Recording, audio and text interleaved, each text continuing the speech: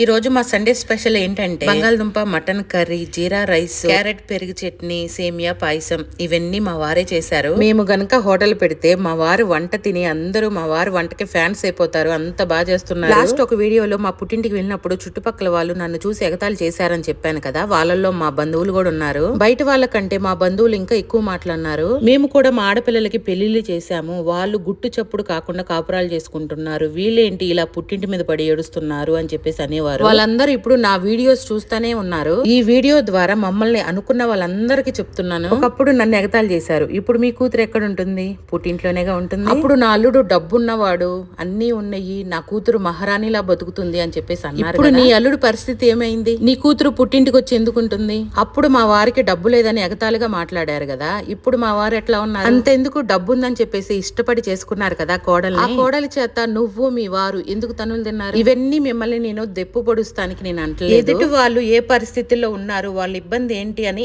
అర్థం చేసుకోండి, అంతేగాని ఎగతాలు చేయొద్దు. అంతెందుకు, ఇప్పుడు పుట్టింట్లో మీ కూతురు వచ్చి ఉంటుంది, మీకు ఎంత బాధ అనిపిస్తుంది? కావాలని వచ్చింది, అక్కడ ఏదో బాధ ఉండేగా వచ్చింది. ఇప్పుడు మీ కూతుర్ని మేము కూడా దెప్పు పొడవాలా? అలా దెప్పు పొడిస్తే మీకు మాకు తేడా ఏముంటుంది? ఎదుటి వాళ్ళకి ఒక వేలు చూపించేటప్పుడు మిగతా 4 వేలు మనకెళ్ళి చూపిస్తాయని గుర్తు పెట్టుకోండి. చేతనైతే జాలి చూపించండి, లేకపోతే సాయం చేయండి, అది కూడా చేత కాకపోతే మెలకుండా ఉండండి, అంతేగాని ఎదుటి వాళ్ళని చిన్నతనంగా మాట్లాడబాకండి. మీ బుద్ధులు నేను చిన్నప్పటి నుంచి చూస్తున్నాను. డబ్బున్న వాళ్ళకి ఒక విలువిస్తారు, డబ్బు లేని వాళ్ళకి ఒక విలువిస్తారు. మీరందరూ మీ అల్లుడు డొక్కులో కారు ఒకటి వేసుకొచ్చి మా ఇంటికి బయటే ఉండి ఇంట్లో కూడా రాలేదు, డబ్బున్న వాళ్ళ ఇంట్లోకి వెళ్ళి కూర్చున్నారు, మేము పిలిచినా కూడా రాలేదు. ఇప్పుడు మా వారు కొన్న కార్లు చూసారుగా. మీ అల్లుడు మీకు గొప్ప అయితే మా వారు మాకు గొప్ప. ఎవరిని తక్కువ అంచనా వేయొద్దు, గుర్తు పెట్టుకోండి.